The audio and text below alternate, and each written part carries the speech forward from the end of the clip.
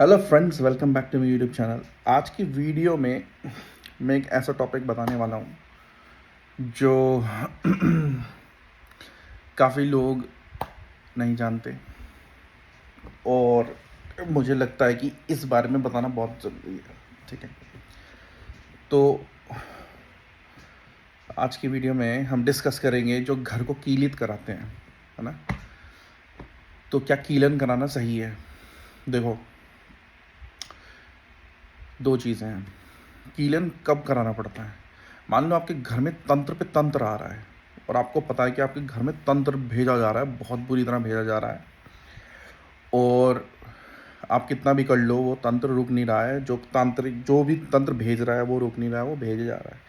तो आप घर का कीलन करवाओगे किसी से बोल के, लेकिन वो कीलन टेम्परेरी होना चाहिए।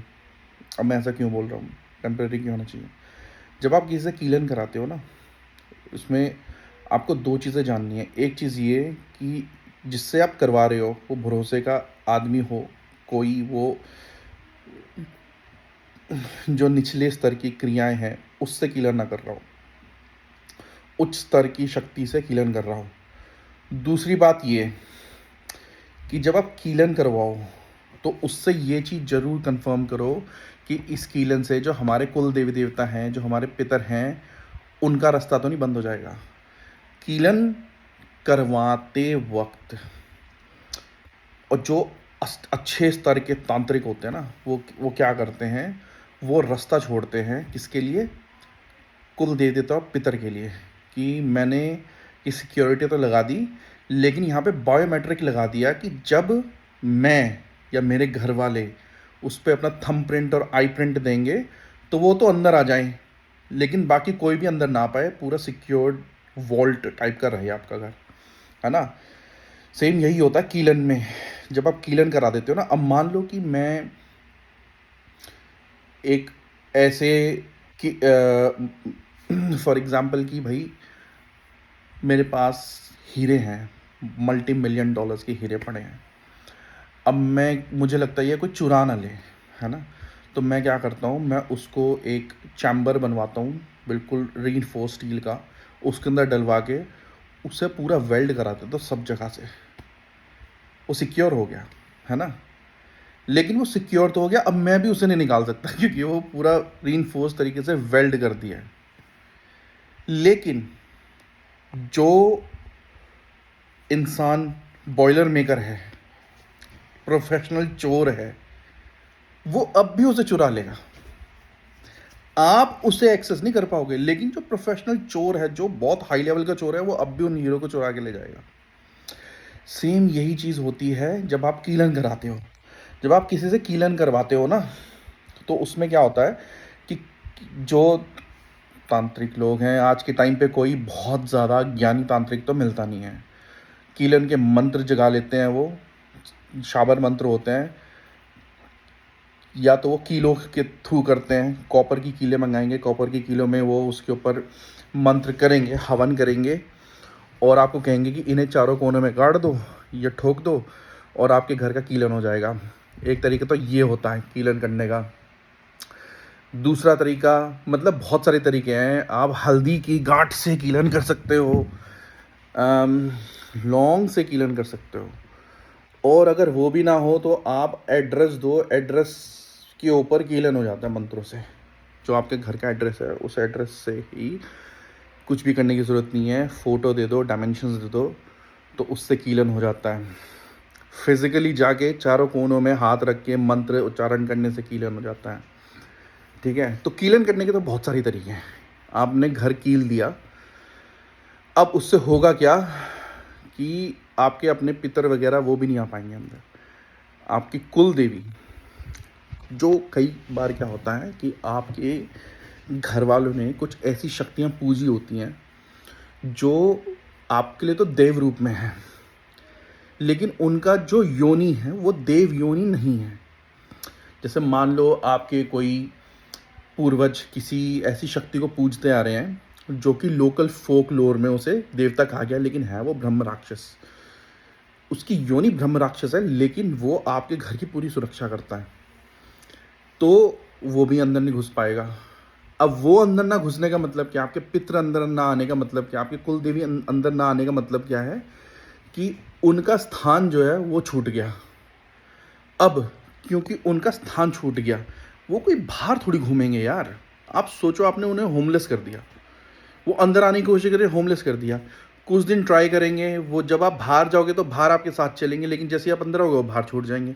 तो कुछ दिनों बाद वो क्या करेंगे, थक हार के आपको छोड़ देंगे, और वो अपना स्थान, उनको स्थान ढूंढना है यार। आपको अगर कोई आपके घर से बाहर कर दे तो आप एक दिन बाहर बैठोगे, 2 दिन बाहर, उसके बाद तो आप कहीं सोचोगे यार कहीं रूम लेके, रेंट लेके मैं सड़क पे थोड़ी रहूँगा। सेम यही चीज़ होती है ना।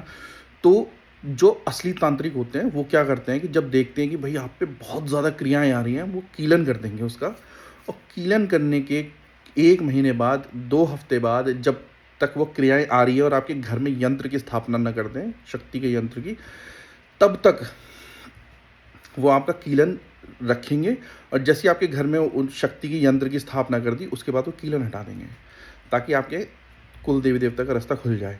कई तांत्रिक क्या करते हैं, वो कीलन में अपने देवता से, जिस देवता की उन्होंने सिद्धि करी है, जिसका मंत्र उन्होंने जागृत कर रखा है, उस देवता को आपके पूरा उच्चारण से, आपका नाम गोत्र वगैरह सब करते हैं ना उच्चारण, वैसे ही नाम गोत्र, आपके कुल देवी देवता का नाम पूछेंगे वो कि उनका नाम क्या है, उनका नाम लेंगे, आपके पितरों का ऐसे नाम लेंगे और कहेंगे कि इनको आने की अनुमति दे दो।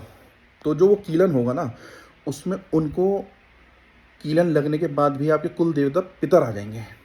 अब इसमें क्या होता है कि कीलन वीक पड़ जाता है। क्यों? क्योंकि कई बार क्या होता है कि जो दूसरा तांत्रिक है, जो शक्तियाँ भेज रहा है आपके घर में, वो क्या करेगा, वो एक मायावी शक्ति को भेज देगा जो आपके पितर रूप में आएगी। आपके पितर जब बाहर निकलते हैं आपके साथ, सुरक्षा में जाते हैं, तो वो क्लोनिंग करते हैं। जैसे आपने देखा होगा शेप शिफ्टर्स होते हैं, शेप शिफ्ट करके आएंगे। या फिर आपका ही कोई पितर प्रेत योनि में घूम रहा है, उसको वो भोग से बुलाएंगे, कहेंगे कि तुझे वो भूल गए वो, क्योंकि तू तो प्रेत योनि में है, पितर योनि में तो है नहीं, तो पितर योनि में नहीं है तो वो अंदर नहीं जा पाएगा। अब वो क्या करेंगे, इसको मंत्रों से, भोग से उसको वशीभूत करके उसको घुसाएंगे आपके घर में। तो जो कीलन जो लगा है वो इसे रोकेगा नहीं, क्योंकि ये आपके घर का ही है ना। उसके थ्रू शक्तियाँ घुसवाते हैं। तो ये एक बहुत ज़्यादा माइंड गेम है ये सारा, ठीक है। तंत्र जो है फुल माइंड गेम है, कि जिसको ज़्यादा अंडरस्टैंडिंग है, जिसको ज़्यादा नॉलेज है, वो उतना ज़्यादा डिस्ट्रक्शन कर सकता है इसमें, ठीक है। तो the moral of the story क्या है? मॉरल ऑफ द स्टोरी है कि जब आप किसी से कीलन करवाएं तो आपको पता हो कि वो इंसान किस शक्ति से कीलन कर रहा है। अगर उसने तामसिक शक्ति लगा दी आपके घर में और आप सात्विक शक्ति को पूछते हैं, तो आपकी सात्विक शक्ति वैसे नहीं घुस पाएगी अंदर, क्योंकि बाहर तामसिक शक्ति खड़ी है, उसका कीलन लगा है। जैसे वो देखा आपने कि जब लक्ष्मण गए सीता को छोड़कर, तो उन्होंने लक्ष्मण रेखा खींची थी, तो रावण अंदर नहीं आ पाया, उसे लांग नहीं पाया, वो कीलन है। जिस प्रकार से रावण अंदर नहीं घुस पाया, लेकिन उसने भेष बदला और सीता माता को कहा कि मैं एक भिक्षुक हूँ और तुझे ही आके देना है, तो उसने क्या करा, मैनिपुलेट करा। ऐसे ही मैनिपुलेशन चलता है, ठीक है। तो पहली चीज़ आपको ये पता होना चाहिए कौन आपके घर में, आप कीलन किससे करवा रहे हो, ठीक है। अगर वो तामसिक शक्ति लगा रहा है तो, और आप सात्विक शक्ति को पूजते हो, तो आपकी सात्विक शक्ति नो मैटर व्हाट अंदर नहीं घुस पाएगी, बाहर रह जाएगी। सेकंड थिंग, आप उसको ये पूछो कि भाई तू कीलन लगाता है, लगाना तुझे आता है, इसे हटाना आता है कि नहीं। क्योंकि आफ्टर अ सर्टेन पीरियड अगर आपने कीलन लगा रहने दिया, तो आपके कुल देव देवता पितर भी हो सकता है अंदर ना आ पाए, और कुछ दिन तो वो इंतज़ार कर सकते हैं, कुछ दिन के बाद वो नहीं करेंगे, वो मूव ऑन हो जाएंगे, वो कहीं और चले जाएंगे। जहाँ पर भी आपकी फैमिली लीनिएज में कोई और उनको पूछ रहा होगा, या किसी ने कुछ भोग दे दिया, ये नहीं भी दिया, उनके घर में कीलन नहीं है, तो ये वहीं चले जाएंगे, ऑटोमेटिक अपने आप चले जाएंगे, ठीक है।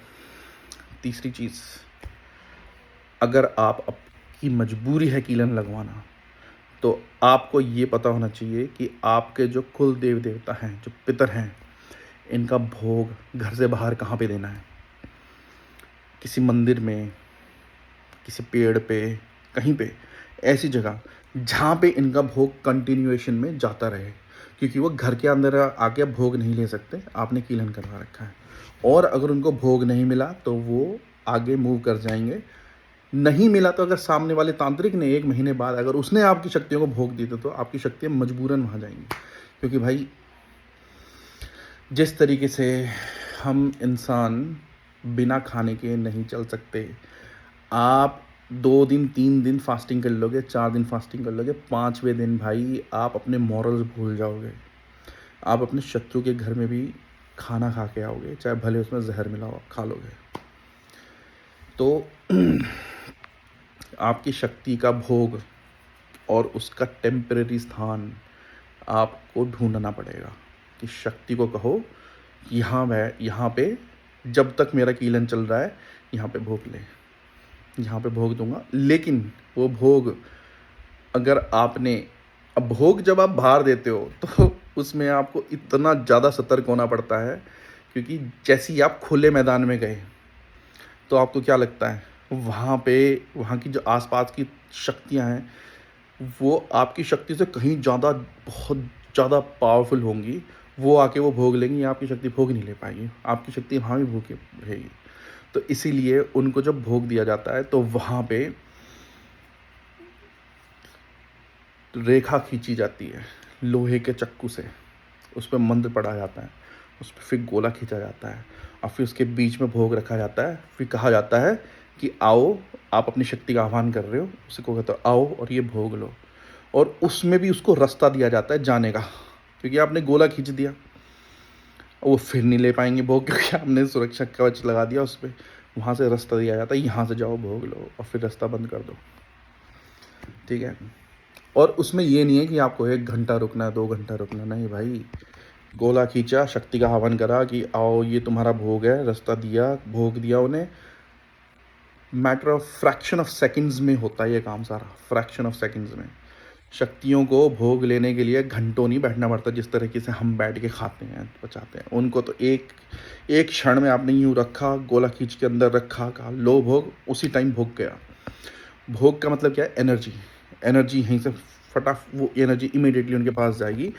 और उसको देने से पहले आपको वहाँ के भूमिया नगर खेड़ा को भोग देना है, वहाँ की जो लोकल शक्ति उसे भोग देना है। क्योंकि अगर वो भोग उसे नहीं मिला तो ये भोग आपकी शक्ति को नहीं लेने देगा। आसपास की जो शक्तियाँ हैं उनके लिए अलग भोग रखना कि भैया तुम्हारा भोग है, तुम भी लो। नहीं तो उनकी भिड़ाई तुम्हारी शक्ति के साथ शुरू हो जाएगी भाई। Mind fuck. ठीक है।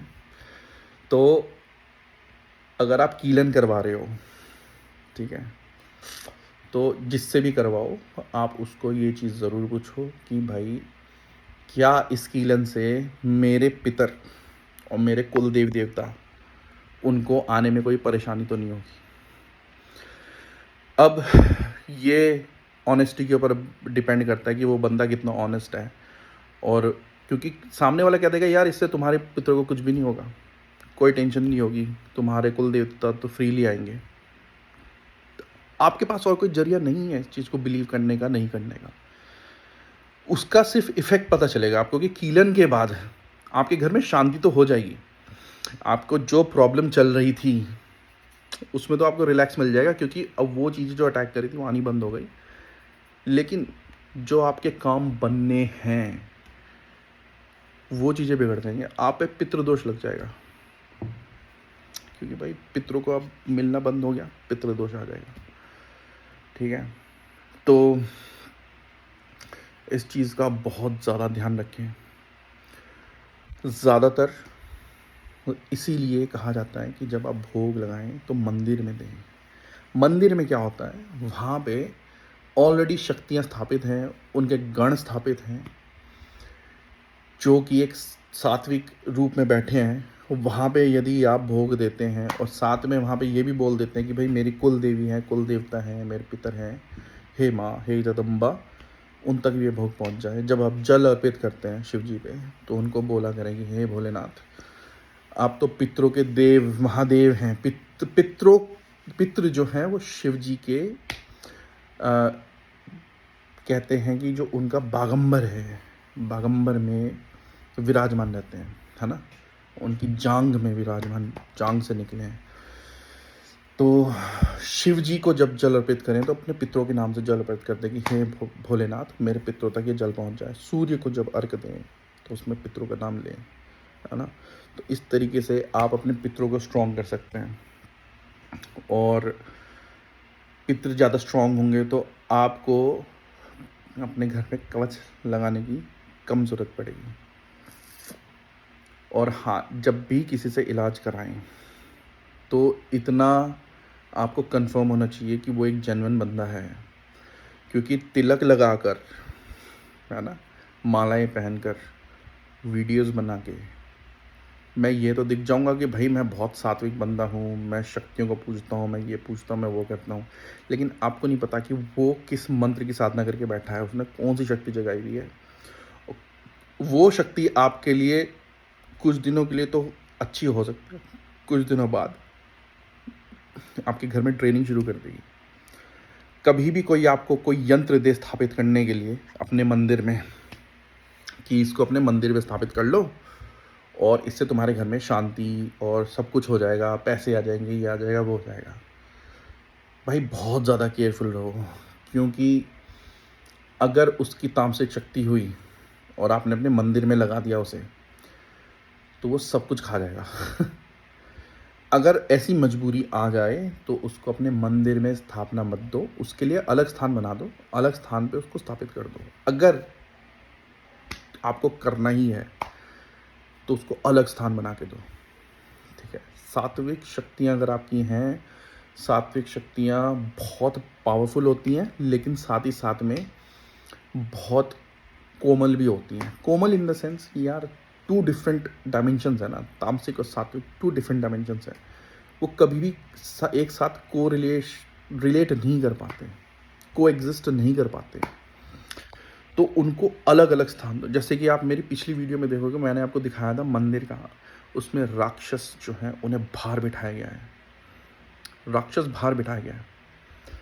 तो राक्षस बाहर सेफ्टी के लिए, अंदर नहीं है, वो बाहर है। क्यों? क्योंकि वो उनका काम रक्षा करना है, वो बाहर है। बॉडी गार्ड्स बाहर होते हैं, है ना। आप किसी क्लब में जाओगे, बैंक में जाओगे, आपको सुरक्षा कर्मी गेट पे मिलेगा, वो काउंटर के पीछे नहीं बैठा मिलेगा। उसका काम है बाहर खड़े होना, सुरक्षा करना। वो अंदर तब आएगा जब कोई भेस बदल के अंदर चोरी करने आ गया, तब वो अंदर आएगा, नहीं तो तब तक उसे बाहर ही खड़े रहना है, बाहर से सुरक्षा करनी है, समझे। तो दोस्तों ये थी आज की वीडियो। अगर आपको कोई क्वेश्चन हो, जैसे मैं पहले भी कहता हूँ, कमेंट में लिख दो, वीडियो बना दूंगा। तब तक जय माता दी।